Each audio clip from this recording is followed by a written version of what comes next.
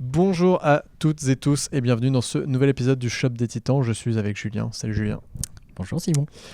On va évoquer plusieurs sujets avec vous, 3 sujets qui sont très différents les uns des autres. Donc vous verrez, il y a plusieurs choses intéressantes.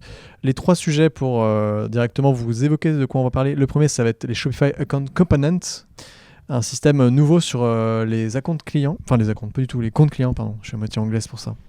Le deuxième point, un peu moins sexy mais intéressant sur la partie vérification des numéros de TVA automatisés pour les facturations et ne pas payer la TVA dans le checkout. Je spoil tout.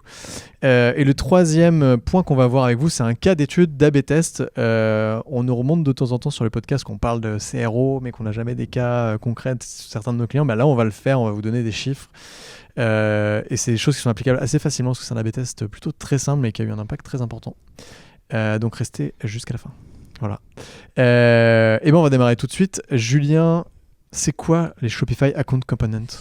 Alors, Account Component, c'est un composant natif Shopify qui est lié, tu le disais, au compte client. Alors, c'est pas vraiment un compte client, c'est la passerelle de connexion via le compte client, qui est un module natif, qui est devenu un module natif Shopify, comme on retrouve le checkout. C'est un module natif Shopify sur lequel on a un peu plus maintenant, mais moins la main que sur un site complètement custom. Le principe de ce nouvel élément, c'est que, on va dire, il permet de se connecter ou de se créer un compte sans quitter la page sur laquelle on est. Ce qui en termes d'expérience client est cool parce que ça t'évite de quitter la page et après tu reviens, t'es plus. Voilà. Par exemple, si c'est sur une page produit que tu décides de te connecter, ça t'évite de perdre ta page de produit. Effectivement, en fait. Le gros souci qu'on avait avant, c'est que en fait, avant ce composant, c'était un simple lien vers le compte client. Et en fait, si le client n'est pas connecté, ça l'invitait via. En fait, c'est la même modale en fait, mais sur une page dédiée qui invitait l'utilisateur à se connecter ou à se créer un compte. Et une fois que le compte était créé ou connecté, on arrivait sur la page profil. Et c'est tout. On était bloqué là et on perdait, comme tu dis, l'historique de la page sur laquelle on était. Là, le grand point positif, c'est que ce nouveau composant. Alors c'est toujours la même chose, on peut choisir de mettre une icône ou une image comme on veut quand l'utilisateur il n'est pas connecté. Au clic dessus, ça ouvre une modale comme un panier tiroir, un petit élément custom Shopify tiroir qui vous invite à vous connecter, à vous créer un compte et il met aussi de la navigation. Par défaut, si on met pas de navigation, alors je parle de navigation dans le back-office, c'est quand on paramètre un menu, comme dans vos headers, tout ça. Là, c'est le même principe en fait. Il vous permet d'ajouter une navigation dans cette petite modale. Donc si vous mettez rien, il y a 2 liens par défaut. Lien vers les commandes et lien vers le profil. Le profil global, la page complète. Voilà. Et donc quand vous vous connectez, vous pouvez connecter via Shop. Ce qui est intéressant si vous connectez via Shop, c'est que vous n'avez pas de mot de passe à mettre, pas le code que vous recevez par mail qu'il faut re-renseigner, ça vous n'avez pas à le faire. Ça tourne tout seul, ça vous connecte. Il y a votre petit logo qui apparaît, il y a le petit logo Shop qui tourne, il y a votre image de profil Shop qui apparaît sur votre header et vous êtes connecté sans avoir bougé de page. Et on est d'accord que si jamais j'ai créé mon compte Shop sur un Shopify et que je reviens sur un autre Shopify qui n'est pas du tout la même marque et que je me connecte, je retrouve justement mon image la commune. même image. Oui. Donc ça, alors, cette histoire d'image, elle n'est pas révolutionnaire parce qu'on pouvait le faire en custom de notre côté en disant est-ce que le client l'utilisateur est connecté ou pas. On affiche telle icône quand il l'est pas, une autre quand il l'est. Mais là, on a de la customisation, on va dire, plus native en récupérant les données de Shop directement. Complètement. Et ils appellent ça avatar display. Ça fait stylé, mais en gros, c'est juste l'affichage de ta photo, quoi. Voilà. Et écoute, très cool. Comme tu l'as dit, alors on parlait du fait qu'on pouvait mettre différents liens dans cette modale justement, qu'on pouvait choisir comme un menu les liens qu'on veut mettre. Oui. Ce qu'on se disait tout à l'heure, c'est qu'on peut peut-être se servir de ça pour faire un peu de marketing, tu vois. Carrément. Faire des liens vers des soldes ou des trucs comme ça. Carrément. Quand si on est, je sais pas, vers la période de Noël, ça permet de focus au moment où l'utilisateur il veut se connecter, un lien vers une page collection ou une page produit, ton best-seller ou une page collection remisée. C'est comme la navigation, dans le back-office du menu, vous mettez le nom de ton lien, l'URL de ton lien, et voilà, c'est aussi simple que ça. J'ai oublié de dire un truc très important. Ce petit web component, il n'est disponible que pour les nouveaux comptes clients. Attention, si vous êtes encore sur les anciens comptes clients, La logique sera comme avant, en fait, ça sera juste un lien vers la page account. Donc ça marchera pas comme ça. Je crois que Ben et Thibault en ont parlé au dernier Ils en ont podcast, parlé, oui. il me semble. Donc Oui. en effet, il faut être sur les nouveaux comptes clients. De toute façon, ça va progressivement plus du tout être compatible. Ils forcent les gens à utiliser les nouveaux comptes, donc on aura plus qu'à là. On l'a déjà plus beaucoup, nous. Et du coup, ce que j'évoquais pour un peu se projeter, c'est que je te disais quand tu m'as parlé de ça, je t'ai dit trop bien, on va pouvoir afficher les points de fidélité, les machins, afficher les infos. Tu m'as dit non, pas vraiment, pas pour l'instant. Pour le moment, non, c'est pas disponible. C'est ce que j'espérais aussi voir en creusant dans la doc. Là, non, on te permet juste de te connecter. Ce qui est un petit peu décevant, c'est qu'on te permet pas de te déconnecter. Ouais. Tu es obligé d'aller sur ta page de profil pour te déconnecter. Mais bon, tu reviens quand même sur ta page d'avant nativement. Mais depuis la modale, tu peux pas te connecter, tu peux pas te déconnecter de la même façon dont tu te connectes.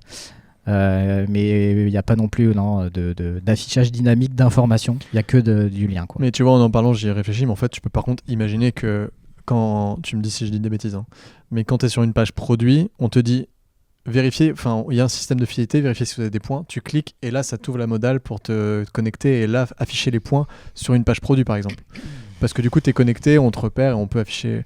En gros l'idée c'est de te dire que si tu es sur une page produit, on te dit est-ce que tu veux vérifier le nombre de points que tu as pour peut-être avoir une remise sur ce produit quand tu es sur une fiche produit. Plutôt que de cliquer pour te connecter et repartir et pas forcément revenir sur cette page produit, tu as la modale qui s'affiche et tu reviens et tu as l'affichage de tes points quand même sur la page produit. Comme tu peux le faire actuellement. Ah non, ça complètement. Une fois que tu es connecté, de repartir et de revenir, ça t'évite d'aller sur ta page de profil, de re-rentrer la bonne URL ou de revenir en arrière, tu seras toujours sur la même. Par contre, je sais pas si via un autre lien, si par exemple on a ce composant dans le header et si on l'a quelque part au-dessus du CTA, par exemple, je sais pas. Je sais pas si on peut en rajouter deux, parce que en fait, visuellement, c'est un avatar.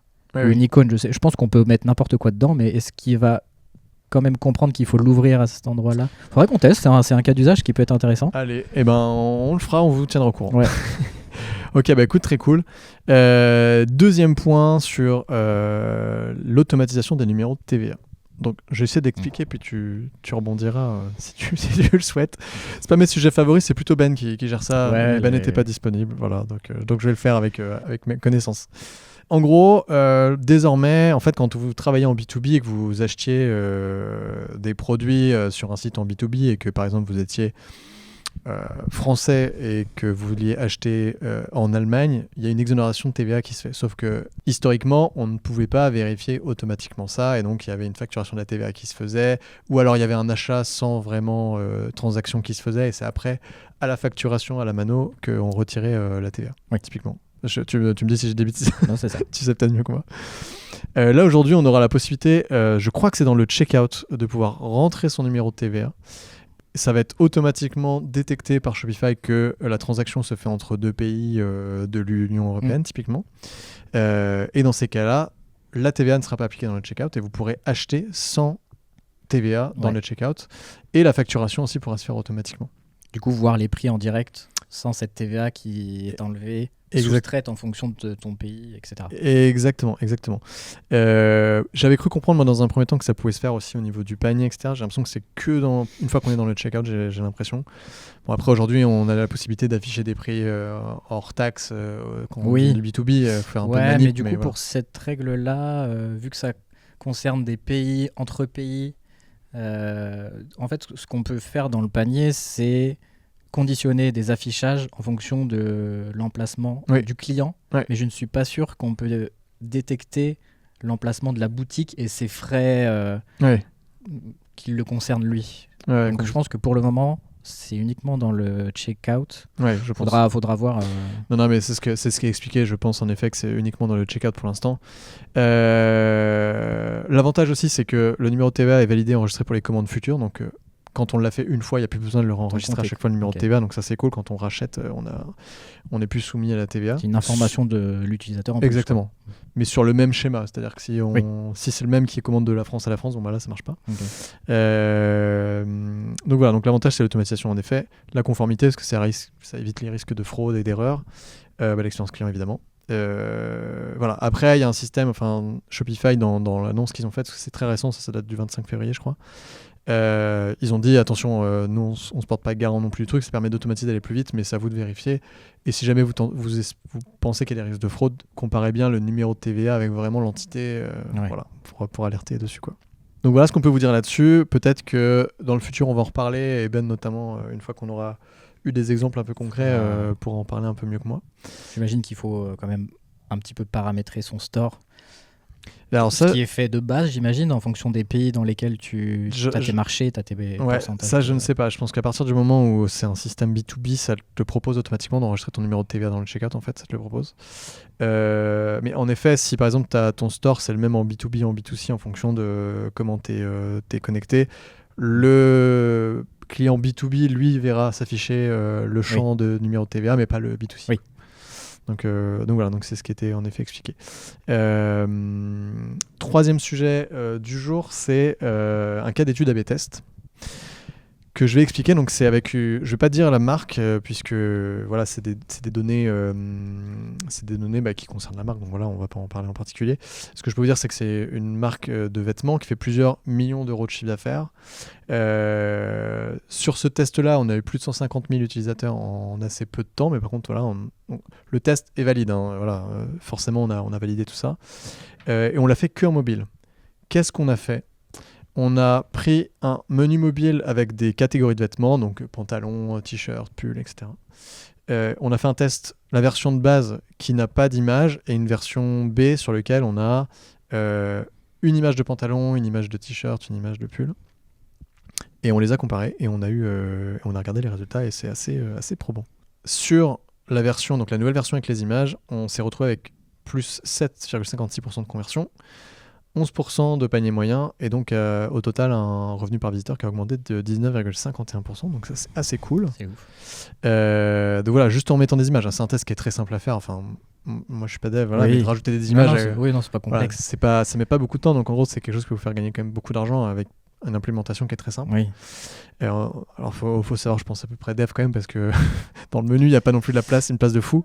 Mais en fait c'est souvent pour ça qu'il y a moins de contexte, c'est que sur mobile l'espace est moins important et on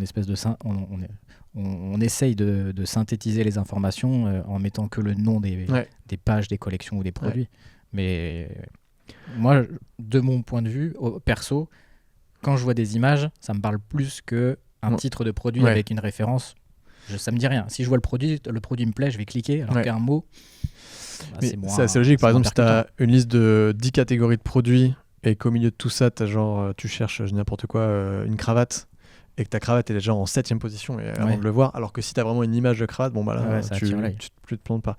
Alors la disposition est un peu différente parce que sur le menu A du test A, on a vraiment pour ceux qui regardent en vidéo, on a les catégories les unes sous les autres, de façon très classique, ligne par ligne.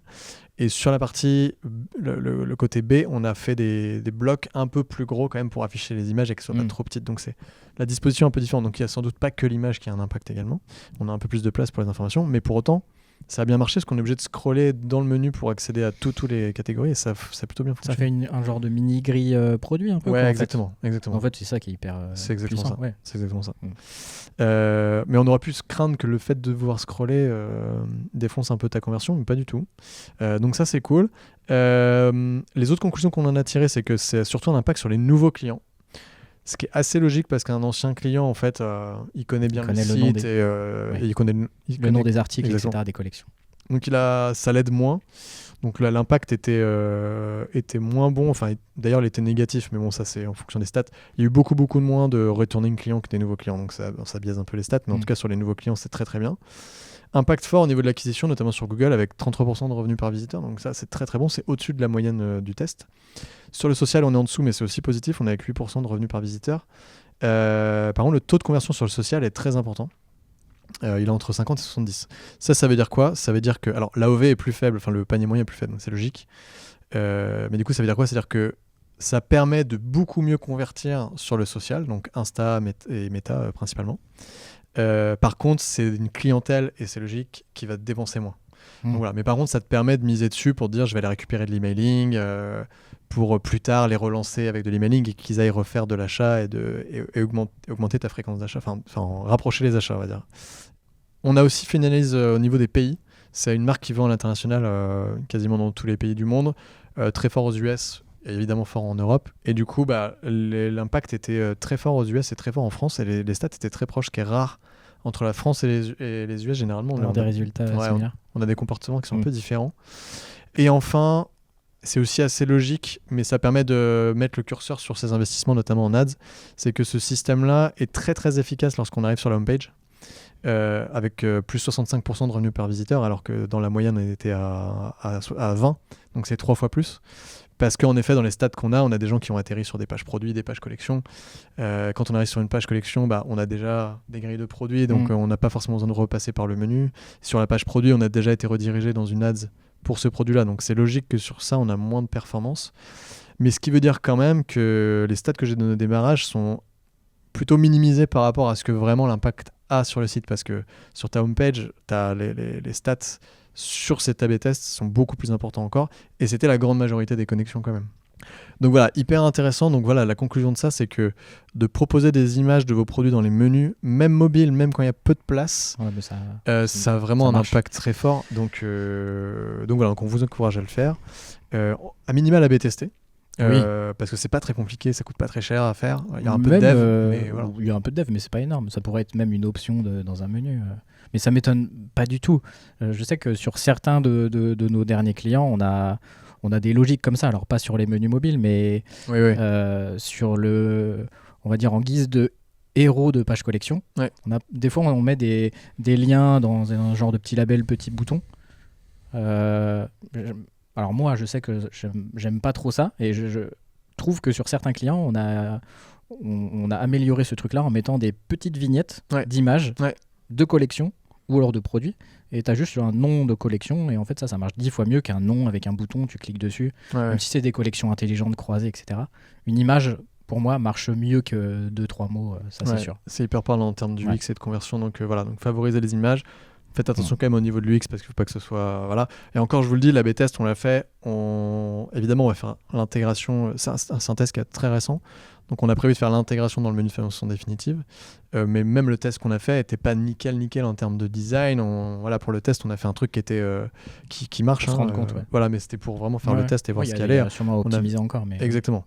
Et du coup, on va le réoptimiser. Et voilà. Mais voilà, hyper intéressant. Et si ça vous intéresse, n'hésitez pas à nous le dire.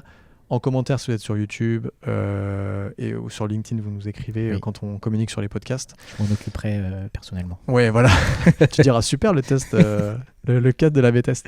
Mais voilà, en tout cas, si ça vous intéresse qu'on reparle de cas d'A/B test précis comme ça, n'hésitez pas, on en reparlera avec grand plaisir. Et si vous avez d'autres idées de choses que vous voulez qu'on aborde, n'hésitez pas à nous le suggérer aussi dans les commentaires de YouTube, sur LinkedIn. Oui. Sur Spotify, je pense pas qu'on puisse laisser de commentaires, mais voilà. Non, mettez des likes. Mettez des likes en tout cas. Et voilà, n'hésitez pas à vous abonner pour nous soutenir sur le podcast, pour qu'on continue à faire des épisodes comme ça nous aide vachement. Et puis n'oubliez pas qu'on a une newsletter aussi que vous retrouverez en vous connectant sur notre site. Donc n'hésitez pas, on vous communique aussi des détails sur tout ce qu'on vient de se dire là, mais aussi d'autres cas clients sur lesquels on communique pas forcément pendant ce podcast là. Oui. Donc voilà. Écoute, merci beaucoup Julien d'avoir accepté d'être mon co-animateur aujourd'hui. Merci, c'était cool, ça faisait longtemps en plus. Oui, carrément. Et donc à la prochaine, et puis prenez soin de vous. Ciao. Ciao.